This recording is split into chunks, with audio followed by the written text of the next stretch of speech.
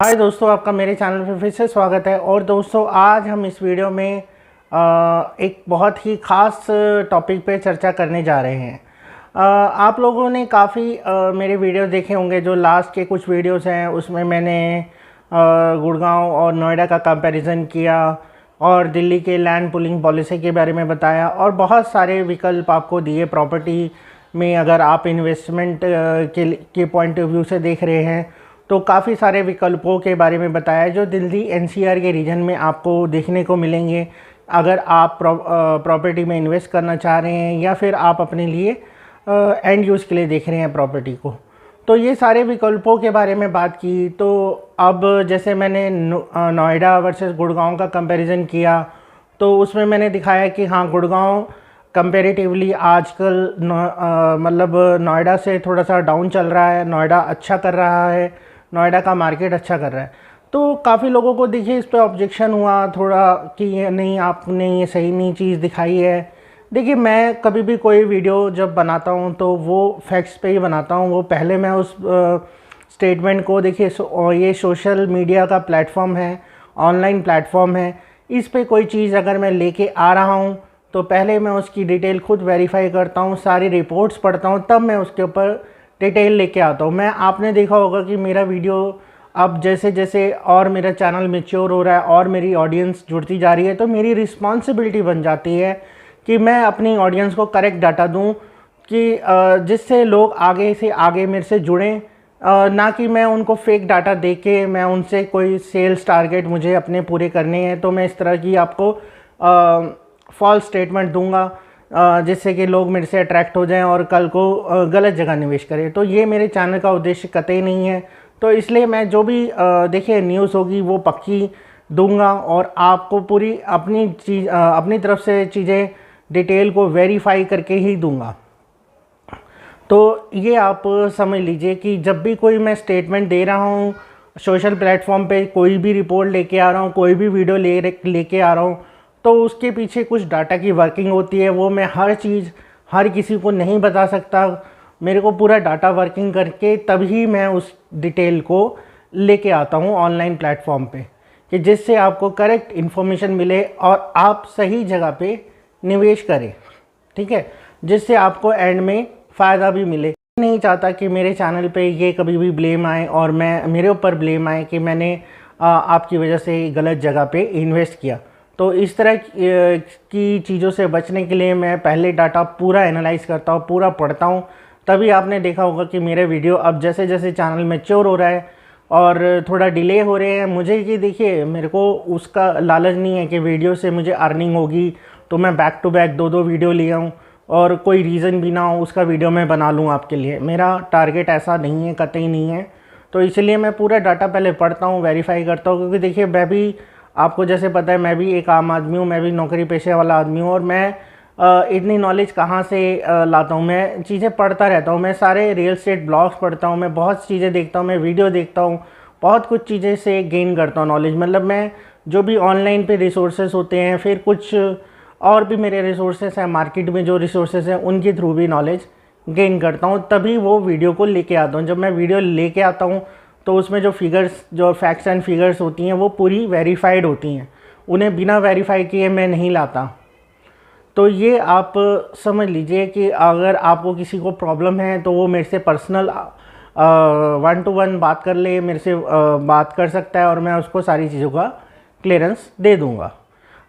तो चलिए दोस्तों, ये तो रही सारे पीछे वाले वीडियोस की बातें और इनके ऊपर ये डाटा किस तरह से मैं काम करता हूँ और कैसे मैं डाटा लेके आता हूँ, जैसे किस तरह से वीडियो मैं बनाता हूँ। अब दोस्तों, अब काफ़ी लोग मेरे से पूछ रहे थे कि सर देखिए, आपने जो भी विकल्प बताए, मतलब आपके हिसाब से तो गुड़गांव की मार्केट इस टाइम बबल में है, बबल के अंदर चल रही है, मतलब प्राइसेस बहुत हाई हैं और मतलब लेने लायक तो कोई आपके हिसाब से तो अभी प्रॉपर्टी है नहीं। तो आप मुझे बताइए, अगर मुझे गुड़गांव में ही निवेश करना है तो मैं कहाँ निवेश करूँ या मैं कौन सी प्रॉपर्टी लूँ? तो देखिए, जैसे मैं पहले भी अपने कई वीडियोस में कह चुका हूँ और कई मेरे ऑनलाइन जो मेरा ग्रुप है वहाँ पे भी मैं इन्फॉर्मेशन देता रहता हूँ। वहाँ पे बहुत सारे लोग आप जैसे ही जुड़े हुए हैं वहाँ पे मेरे से ऑडियंस जुड़ी हुई है, तो वहाँ पे हम लोगों का ये डिस्कशन ऑल्दो होता रहता है कि अगर प्रॉपर्टी में बबल है और इतनी प्रॉपर्टी महंगी बेची जा रही है तो हमें कहाँ निवेश करें जिससे हमें फ़ायदा हो, और मतलब कि कौन कौन सी जगह पे हम निवेश करें। तो देखिए, गुड़गांव की अगर हम स्पेसिफ़िकली गुड़गांव की बात करते हैं तो यहाँ पे एक स्कीम चल रही है अफोर्डेबल हाउसिंग की स्कीम। तो देखिए, जो छोटा निवेशक है जिसके पास कम पैसा है, जो 20-25 लाख की इन्वेस्टमेंट करना चाहता है, ज़्यादा से ज़्यादा 30 लाख तक की इन्वेस्टमेंट देख रहा है, तो वो उसके लिए ये एक बहुत अच्छा विकल्प है, क्योंकि यहाँ पे रिटर्न्स भी देखे गए हैं, रिटर्न मिल भी रहे हैं लोगों को, और रीसेल भी हो रही है प्रॉपर्टी। क्योंकि इसका प्राइस रेंज, एक प्राइस ब्रैकेट जो अफोर्डेबल का है वो एक लिमिटेड है, मतलब इसका दायरा बड़ा लिमिटेड है, और मतलब ज़्यादा महंगी चीज़ नहीं है। तो इसलिए इसके जो बाद में लेने के लिए ग्राहक जो हैं मार्केट में आपको काफ़ी मिल जाएंगे। अगर मान लीजिए, सपोज़ कीजिए आपका 2 BHK 25 लाख का आपने लिया, 4-5 साल बाद अगर उसको आप 35 से 40 लाख भी बेचना चाहें तो 35 से 40 लाख की कैटेगरी बहुत है बाई करने के लिए, इतने इस कैटेगरी के लिए लोग काफ़ी हैं मार्केट में। तो इसलिए अफोर्डेबल एक अच्छा विकल्प है छोटे इन्वेस्टरों के लिए। तो अगर कोई छोटा इन्वेस्टर गुड़गांव में इन्वेस्ट करने की सोच रहा है तो वो अफोर्डेबल में जा सकता है, अफोर्डेबल हाउसिंग स्कीम में। क्योंकि एक तो इसमें श्योरिटी है, थोड़ा गवर्नमेंट नॉर्म्स पे ही हैं, तो मतलब सब रेरा अप्रूव्ड प्रोजेक्ट होते हैं। और आजकल जैसे नॉन माई वन की बातें होती हैं, ऑल्दो मैं इतनी इंपॉर्टेंस नहीं देता my one non my one में, बट फिर भी अगर देखें तो ज़्यादातर अफोर्डेबल माई वन से ही बन रहे हैं। तो इस तरह से अगर आप देखें तो अफोर्डेबल बेस्ट प्रोडक्ट है इस टाइम गुड़गांव में आपका निवेश करने के लिए। ठीक है। हाँ, ऑल्दो अभी कुछ सुनने में आ रहा है कि इसके भी कुछ रेट इंक्रीज़ होने वाले हैं, 200-250 रुपये पर स्क्वायर फीट, बट उससे भी बहुत ज़्यादा फ़र्क नहीं पड़ेगा। 200 से 2 लाख 2.5 लाख रुपये प्रॉपर्टी महंगी होती है, फिर भी ये जस्टिफाइड रेट है। अब अगर हम गुड़गांव में देखते हैं, मिड सेगमेंट में कोई ज़्यादा प्रॉपर्टी अच्छी मिलती नहीं है आपको। दीनदयाल फ्लोर्स आ गए हैं मिड सेगमेंट को कैटर करने के लिए। अब दीनदयाल फ्लोर, जैसे मैंने अपने पहले की वीडियोस में बताया कि इन्वेस्टमेंट के लिए अच्छे नहीं हैं। अगर आप एंड यूज़ के पर्पज़ से देख रहे हैं तो आप इसमें निवेश कर सकते हैं।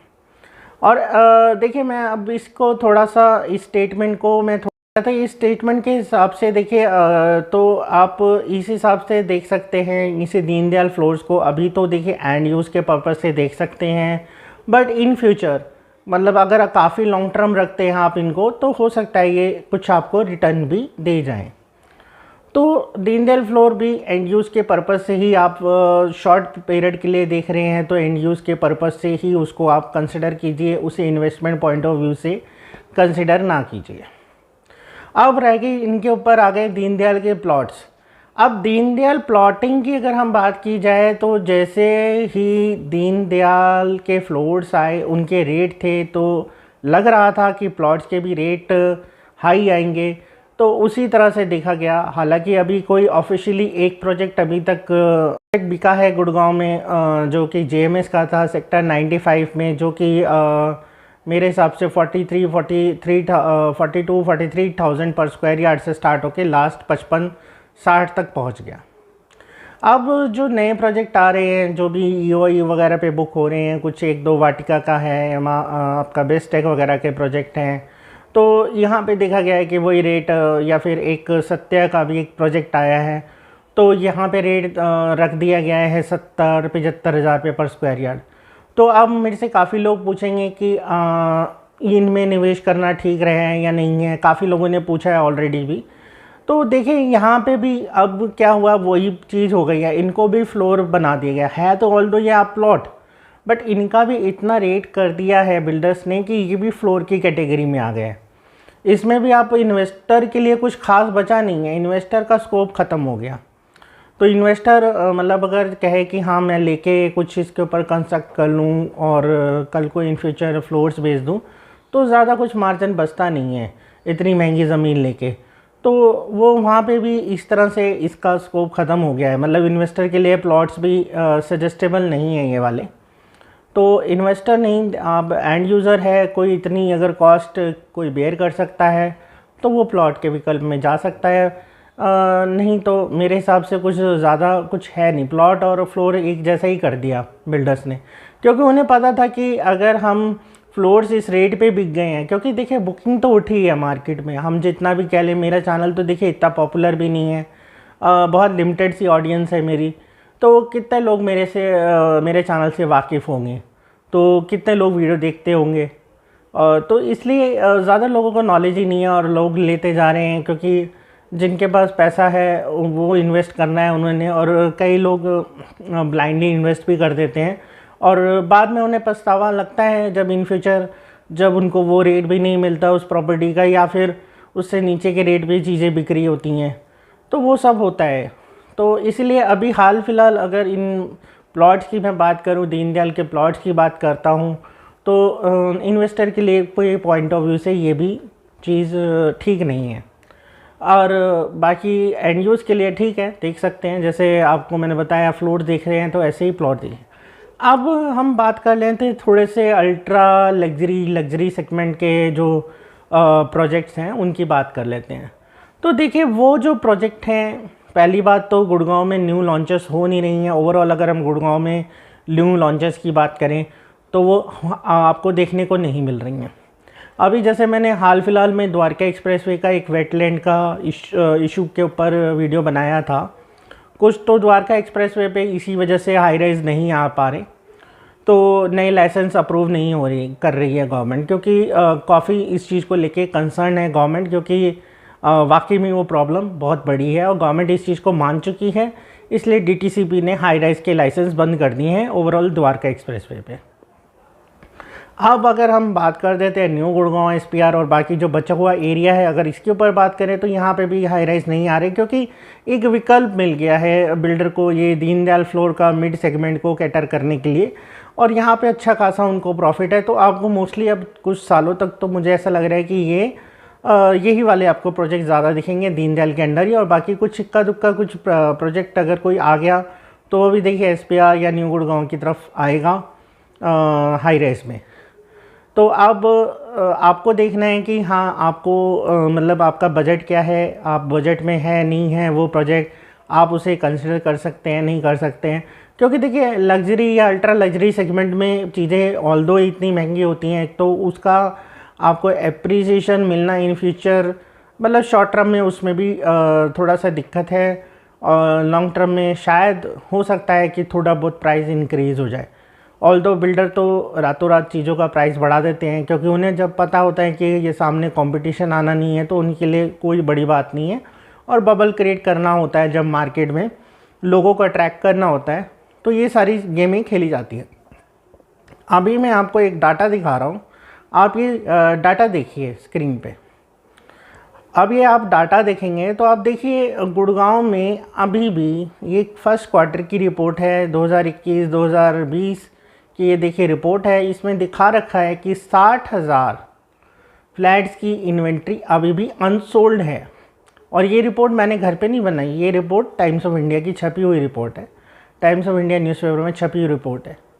तो एक देखा जाए तो गुड़गांव यहाँ पे ग्रेटर नोएडा को भी पार कर गया अनसोल्ड इन्वेंट्री में।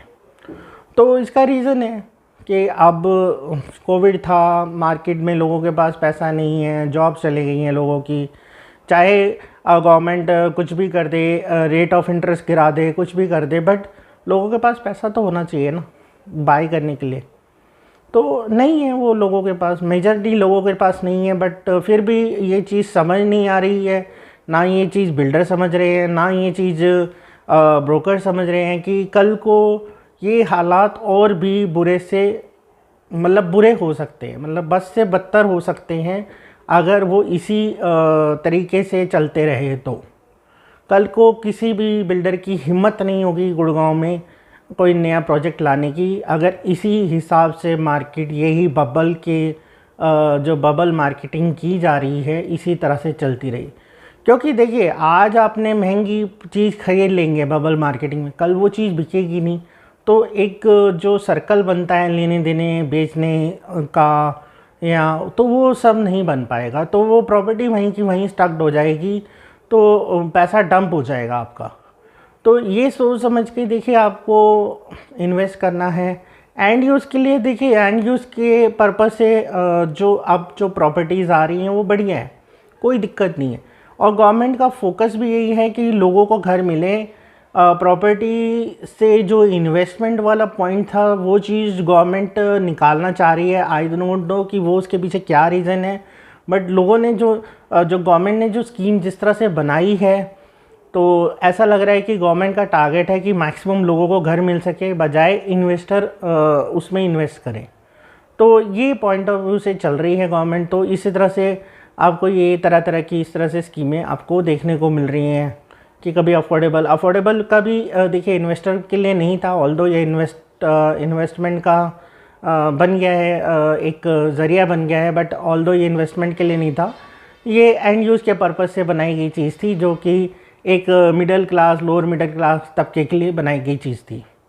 बट अगर आप देखें इन्वेस्टर के भी कहाँ जाएं, इन्वेस्टर के पास जब पैसा है, अब उसके पास पैसा है तो वो कहाँ लगाए, मार्केट वैसे क्रैश्ड है, मार्केट में पैसा लगा नहीं सकता, एफडी में रख नहीं सकता, तो वो जाए तो कहाँ जाए। तो देखिए अब मैं बता देता हूँ इन्वेस्टर के पॉइंट को भी थोड़ा सा क्लियर कर देता हूँ कि अगर इन्वेस्टर देख रहा है इन्वेस्ट करने के लिए और अपनी इन्वेस्टमेंट पे अच्छा रिटर्न चाहता है, तो वो एक ही टाइमलेस प्रॉपर्टी है, उसमें इन्वेस्ट कर सकता है। अब आप पूछेंगे यार टाइमलेस प्रॉपर्टी कौन सी, टाइमलेस ऐसी कौन सी टाइमलेस प्रॉपर्टी है, बताइए सर, हमें भी बताइए, हम भी वहाँ इन्वेस्ट करेंगे, कौन सी है, हमें तो पता ही नहीं है इसके बारे में।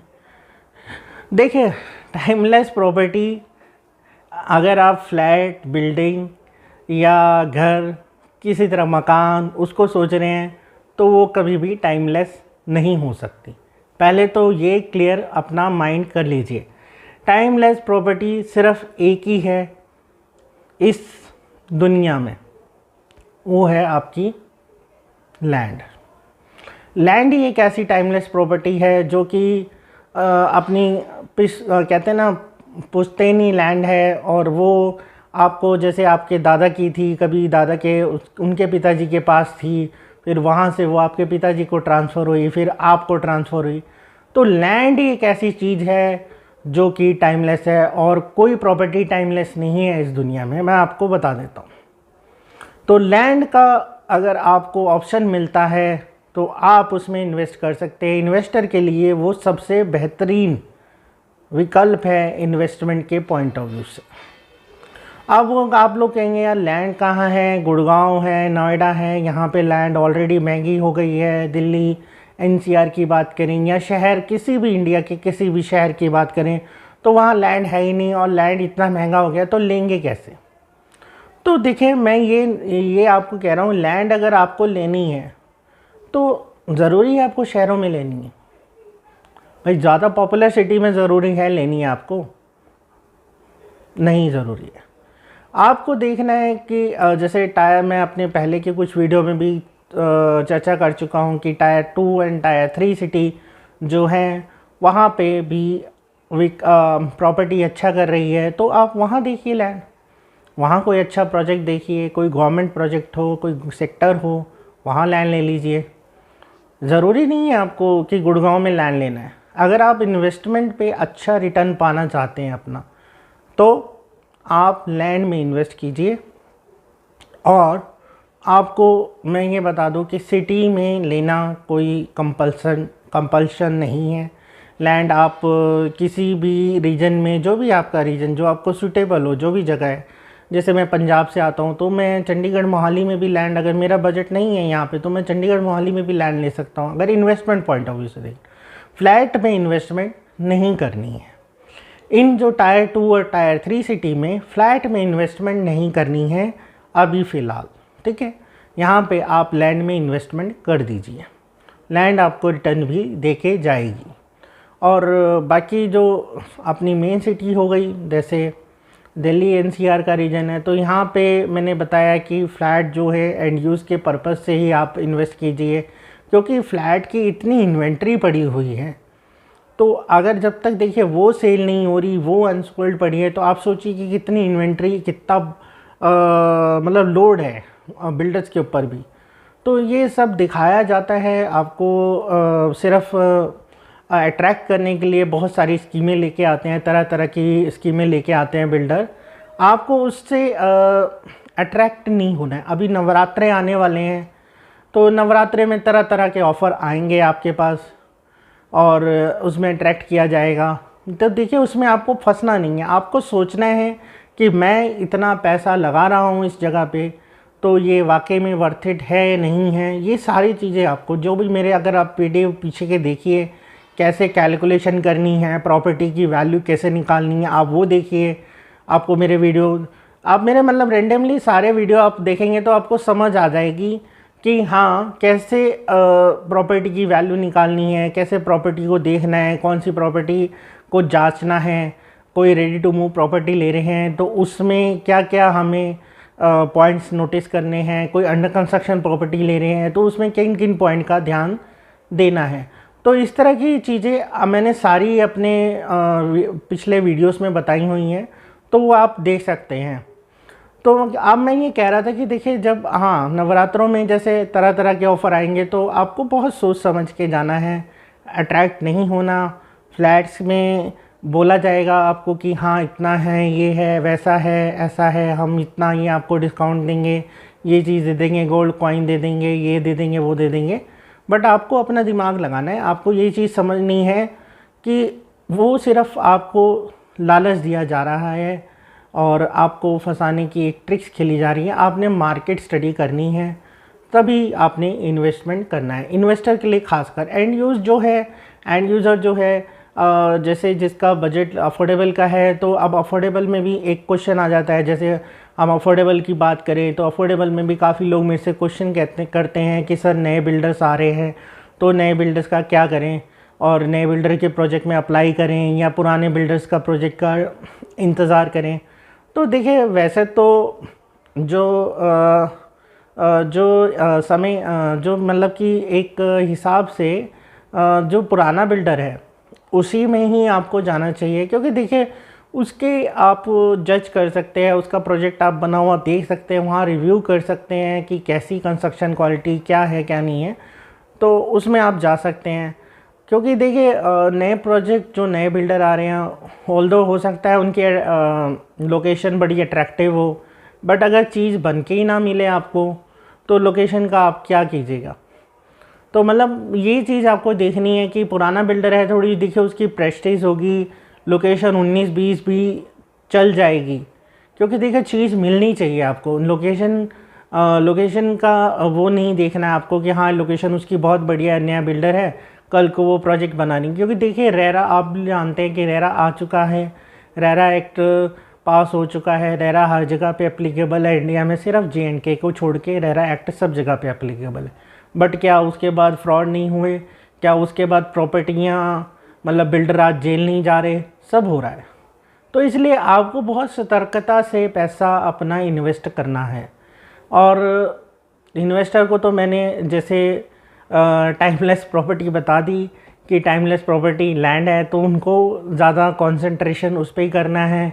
अभी जैसे हाल फिलहाल अगर मैं गुड़गांव में आपको बताऊं या गुड़गांव की बात कर लेता हूं, तो ठीक है, मेन गुड़गांव में अगर आपको चीज़ महंगी मिल रही है, तो जैसे पटौदी है नियर बाय, वहाँ पे लैंड आपको बहुत सस्ता मिल रहा है, एससीओ प्लॉट्स कट रहे हैं वहाँ पे कुछ।